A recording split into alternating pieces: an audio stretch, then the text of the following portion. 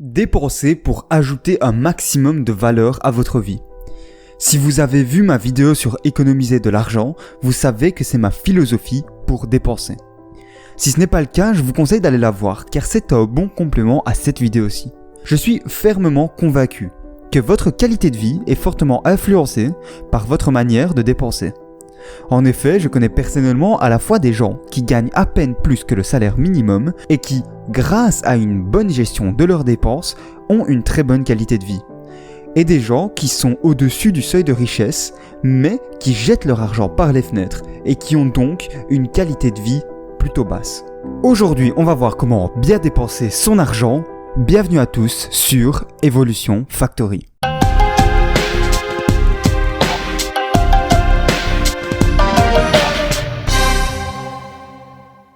Pour comprendre ce que veut dire bien dépenser son argent, on va distinguer 4 catégories d'achats différentes. Premièrement, les besoins, c'est-à-dire tous les achats dont vous ne pourriez pas vous passer, même si vous le vouliez.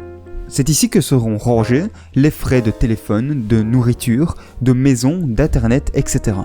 Deuxièmement, il y a les achats plaisir. Ce sont les achats qui mettent un sourire sur votre visage et qui vous font réellement plaisir sur le long terme.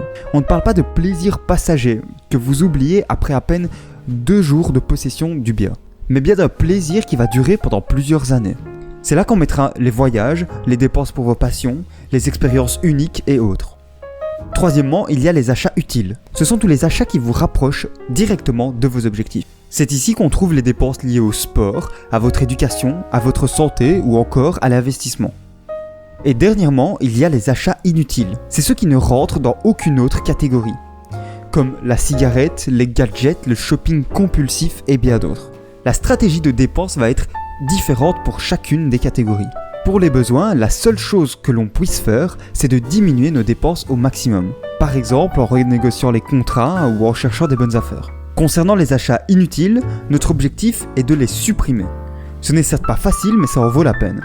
Car ainsi, on pourra dépenser la majorité de notre argent dans des achats qui nous font plaisir et des achats qui nous apportent de la valeur.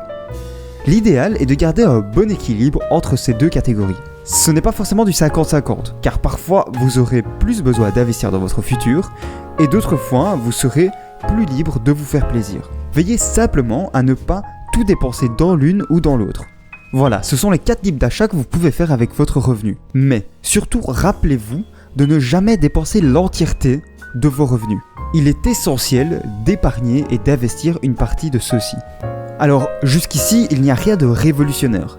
Vous aviez déjà peut-être ce genre de catégorie quelque part enfoui dans votre tête. Le tout, c'est de savoir au moment où on achète quelque chose, dans quelle catégorie notre achat va se trouver. De tête, on pourrait facilement se tromper. En effet, le problème, c'est que bien souvent, les personnes qui dépensent mal leur argent ne s'en rendent même pas compte. Et ce, principalement pour 2 raisons. La première est que, bien que nous aimerions beaucoup ça, nous ne basons pas entièrement nos décisions sur la logique et la raison. En tant qu'humain, on est parcouru par des dizaines d'émotions chaque jour, et chacune d'entre elles influence nos décisions à ce moment-là. De plus, on sait que notre force de volonté, celle qui nous permet de faire des choix, est une ressource finie, qui se vide au fur et à mesure de la journée.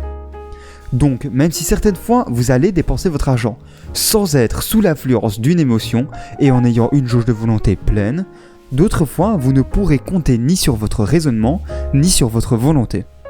Et c'est souvent à ces moments-là qu'on dépense très mal son argent. Maintenant, on sait qu'en tant qu'humain, on n'est pas infaillible. Mais alors, comment bien dépenser notre argent à chaque fois ? C'est simple, on va déléguer le processus de décision. On va le déléguer à un système, pratique, impartial et efficace. Ce dernier, lui, est infaillible.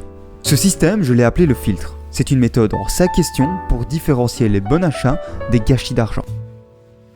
À chaque fois que vous avez envie d'acheter quelque chose, vous allez vous poser les 3 questions suivantes. Est-ce que j'en ai besoin pour vivre ? Est-ce que ça résout directement un problème que j'ai ?